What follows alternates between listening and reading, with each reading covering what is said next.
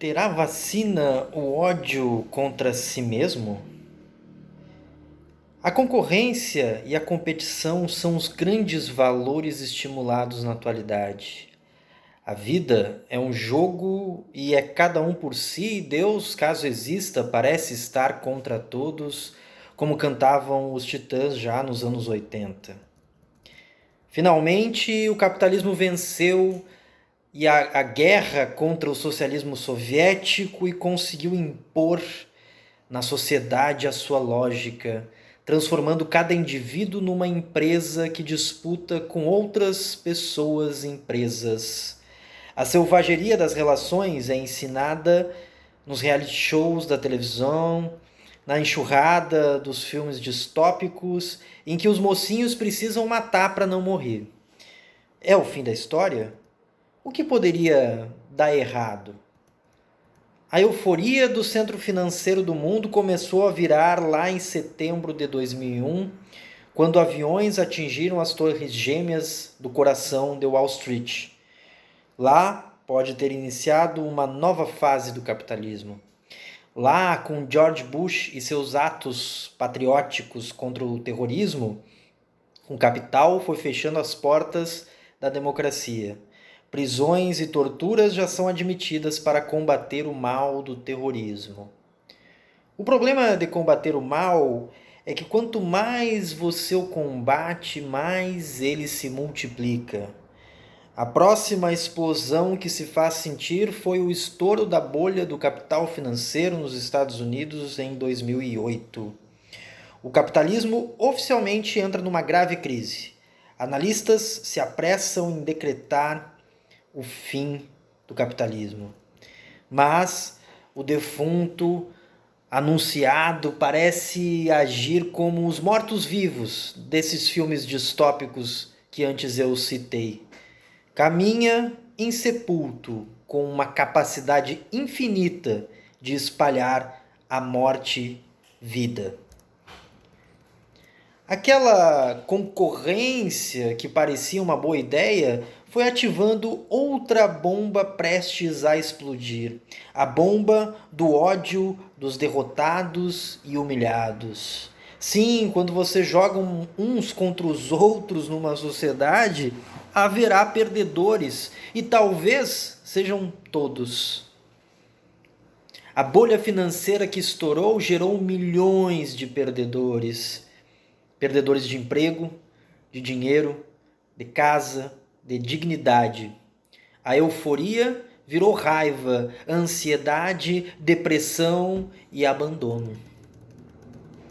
Nos Estados Unidos, na Europa Ocidental, no leste europeu, instabilidade, recessão econômica, desindustrialização, austeridade, corte de direitos sociais. O grande sonho do Estado de bem-estar social europeu foi atacado por uma contra-revolução neoliberal. A necessidade de adequar os governos à grande concorrência global foi deixando quase impossível a efetiva participação da cidadania no processo de tomadas de decisões. A democracia representativa perde crédito e confiabilidade. As pessoas sentem-se abandonadas pelo sistema. Nas democracias liberais, mundo afora. A revolta toma as ruas de maneira difusa, incompreensível, espontâneo ou controlado. Grécia, Espanha, Arábia Saudita, Brasil. Uma revolta contra a política. Dos indignados às jornadas de junho, tem dificuldade de ser expressada pelos partidos vigentes. Novos partidos surgem e com eles um fenômeno totalmente recente: o surgimento de uma extrema-direita com apoio popular.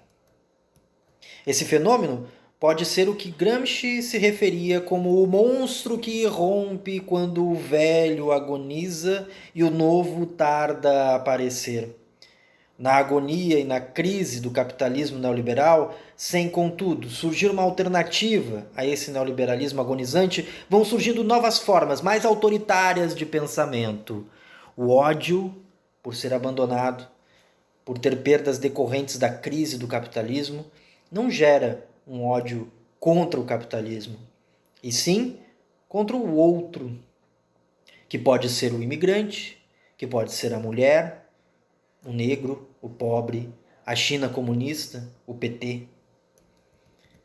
Ao se desfilhar de uma ideia de política aos moldes da democracia, uma massa cada vez mais crescente de revoltados passa a dar vazão a paixões racistas, misóginas, xenófobas. O ódio destilado, aquele que parece roubar a farinha, quando o momento é de farinha pouca, meu pirão primeiro. No fundo, este é um ódio contra si mesmo. O ódio pela derrota, por não atingir uma expectativa de sucesso vendida como o destino de cada indivíduo. Se não conseguir ser o homem bem-sucedido que me disseram para ser, a culpa é do outro. E esse ser que pode mudar de identidade, mas sempre terá o mesmo papel. O papel de bode expiatório de uma frustração difícil demais de carregar sozinho. O capitalismo aumenta sua violência, seu autoritarismo. Há uma boa notícia?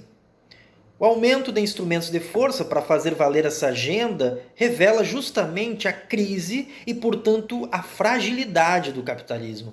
É verdade que o capitalismo financeiro, neoliberal, hegemonizado pelos Estados Unidos, está velho e agoniza, mas as catástrofes anunciadas pela dinâmica do seu funcionamento, que para produzir precisa destruir vidas humanas e naturais, não permite mais que tenhamos a crença inabalável na emancipação como o único destino da humanidade do planeta.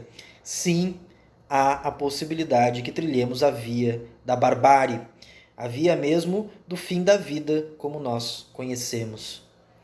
Mas há também a possibilidade da construção de uma outra sociedade emancipada do capitalismo.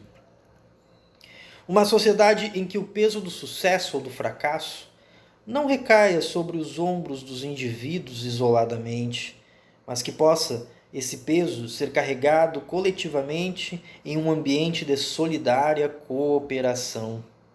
Uma sociedade em que o outro não seja visto como uma ameaça ou como algo a ser usado. Uma sociedade em que possamos viver em harmonia, desenvolvendo em comunidade a verdadeira potência de sermos quem verdadeiramente somos, sem termos que competir com ninguém. Uma sociedade assim parece inatingível, mas é uma possibilidade. Se ao invés de enxergarmos o outro como ameaça, nos unamos em prol da cooperação, do progresso e da vida. PS.